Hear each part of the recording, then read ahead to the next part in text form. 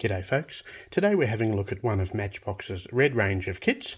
This is the Tomcat F-14A, it's kit PK406 and I think it's 1975 or maybe 1976.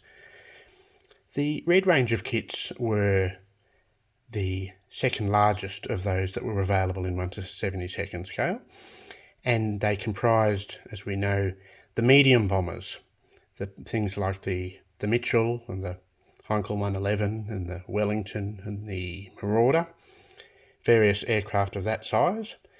And these for me really were a birthday or Christmas present sort of a model, because I never had the patience to save up enough money to buy one, because, well, there were always smaller models that were available in the amount of money that I had on my saving target.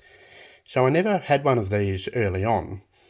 And then in 1986, a certain US Navy recruiting promotional movie came out featuring Tom Cruise, well, Top Gun, and I thought, oh, I might buy one of these. But of course I couldn't find them anywhere because I was thinking the same as a whole lot of other people. So I never had one of these back in the day, and I only picked this one up some years ago, but it's good to have a bit of a look. So let's see what we've got. Now we start with the Roy Huxley artwork on the front of the box. That's enough to grab the attention. Looking at this side, we see that the model has a full variable geometry wing and glove vane. So that enables the wings to be swept back or swept forward, just like on the real thing. And this was achieved by a very ingenious mechanism, which we'll see inside. Also shows the missiles available, and that there are 3 variants of this one. Then we see the end of the box showing what you've got. Here we see the typical example, the picture of what it looks like built but not painted. And you'd almost get away with that. Well, I thought so as a kid, and yeah, it was a good way to bring younger modelers into the hobby without feeling overwhelmed. And this shows how the wings sweep. A bit more information. The same on the other side. Now looking at the back, we have the 3 variations. Of course, only one other country used the Tomcat, and that was Iran, and I don't think that they were going to be modelling those ones.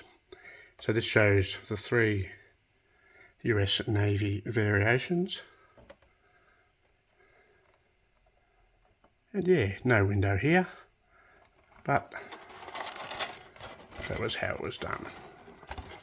So let's open it up and see what we've got.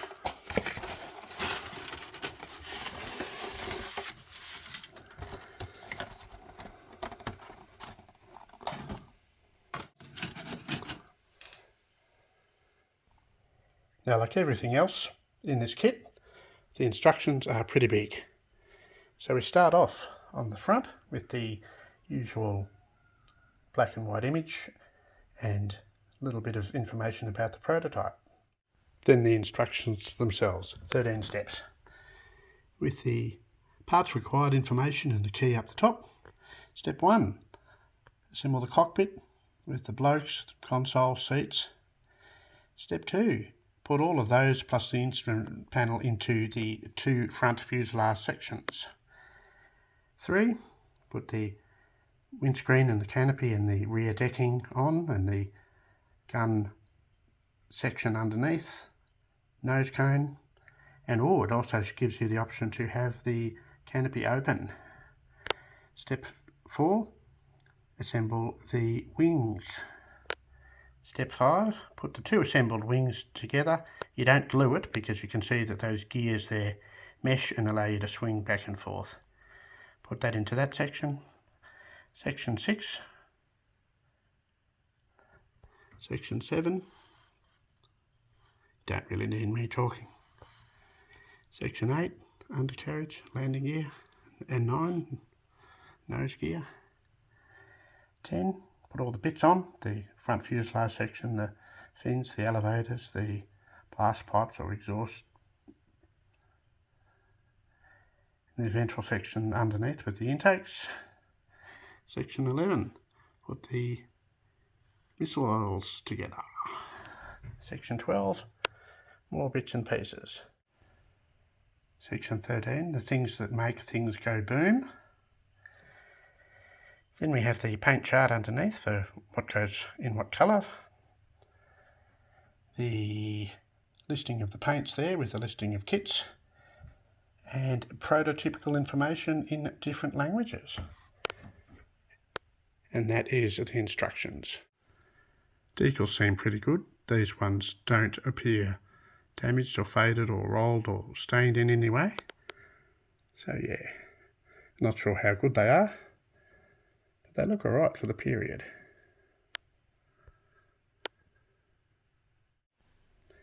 And we've got the canopy and the windscreen, the transparencies. The canopy is separated from the rest, but it is still usable. The first sprue, with the passage of time, the nose cone there has come off, but we'll live with that. That shows the panel lines. Not necessarily going to call them trenches, but you know.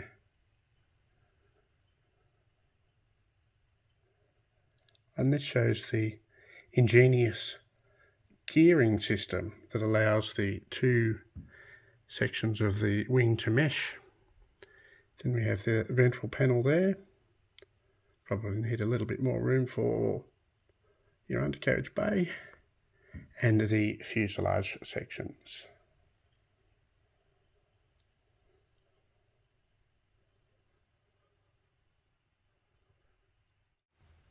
And the other side of this one.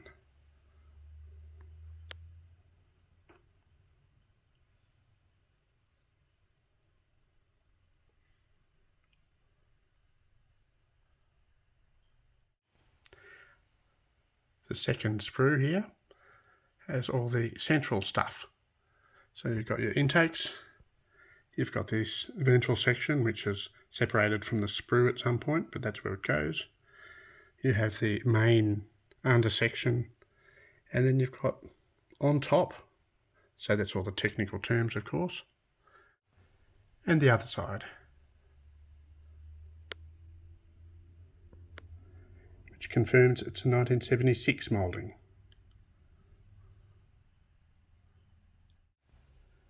And the third sprue here, I'm not even going to try and name the bits. Of course, someone has to pull one of the missiles off.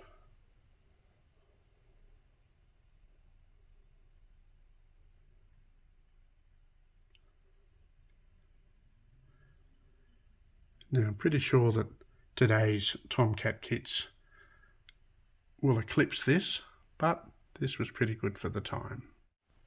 And the other side.